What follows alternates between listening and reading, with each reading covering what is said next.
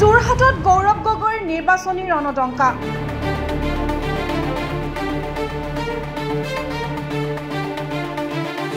হেজাৰ হেজাৰ কৰ্মীয়ে আদৰিলে গৌৰৱ গগৈ। তিতাবৰৰ পৰা যোৰহাটলৈ বিশাল শোভাযাত্ৰা।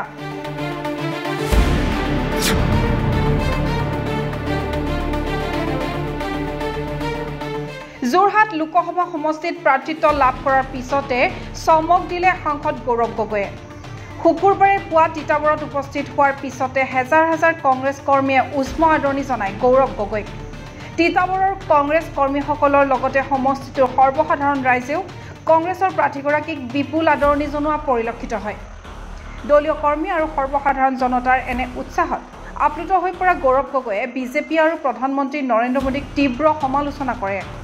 তিতাবৰৰ মনমোহন সিং প্ৰেক্ষাগৃহত আয়োজিত এখন আদৰণি সভাত ভাষণ ৰাখি সাংসদ গৌৰৱ গগৈয়ে কয় যে প্ৰধানমন্ত্ৰী মোদীয়ে অসমলৈ আহি ডিঙিত গামোচা পিন্ধি মহাবীৰ লাচিতৰ প্ৰতিমূৰ্তি উন্মোচন কৰে আৰু অসমৰ পৰা উভতি গৈ আমাৰ ওপৰত কা জাপি দিয়ে। বিজেপি চৰকাৰে অসমত কা বলবৎ কৰি অসমবাসীক অপমান কৰিলে। সাংসদগৰাকীয়ে কয় যে মহাবীৰ লাচিতে মোগলক ভয় কৰা নাছিল আৰু আমিও প্ৰধানমন্ত্ৰী মোদীক ভয় নকৰোঁ। আনহাতে নিৰ্বাচনত প্ৰচাৰ চলাবলৈ মোক কোনো ষ্টাৰ কেম্পেইনাৰৰ প্ৰয়োজন নাই বুলি মন্তব্য কৰি সাংসদ গগৈয়ে কয় যে আমাৰ মহিলাসকলেই মোৰ বাবে ষ্টাৰ কেম্পেইনাৰ। সাংসদগৰাকীয়ে ইয়াকো কয় যে মই যোৰহাটৰ ৰাইজক কেতিয়া সেৱা কৰিব পাৰিম তাকে লৈ বহুদিনৰ পৰা ঈশ্বৰক প্ৰাৰ্থনা কৰি আহিছোঁ। এতিয়া ঈশ্বৰে মোৰ কথা শুনিলে আৰু আপোনালোকৰ মনৰ কথাও শুনিলে। শুনক আৰু কি ক'লে গৌৰৱ গগৈয়ে।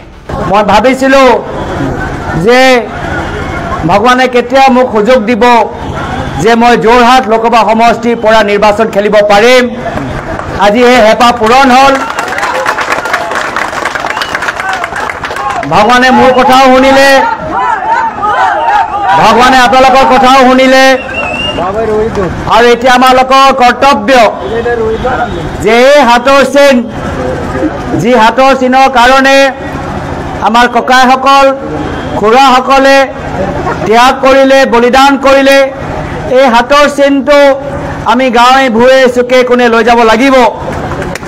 আৰু যদি কোনোবাই ভাবে যে এজন দুজন ব্যক্তি ল'লে আমাৰ দলটোক দুৰ্বল কৰিব পাৰে, মই তেওঁলোকক ক'বলৈ বিচাৰোঁ যে হাতৰ চিনতকৈ শক্তিশালী কোনো ব্যক্তি নহয়। আৰু যিসকলে গৈছে, যিসকলে আমাৰ দল ত্যাগ কৰি বিজেপিক যোগদান কৰিছে, আজি তেওঁলোকৰ মুখখন বেছি চলিছে, তেওঁলোকৰ কথা বেছি।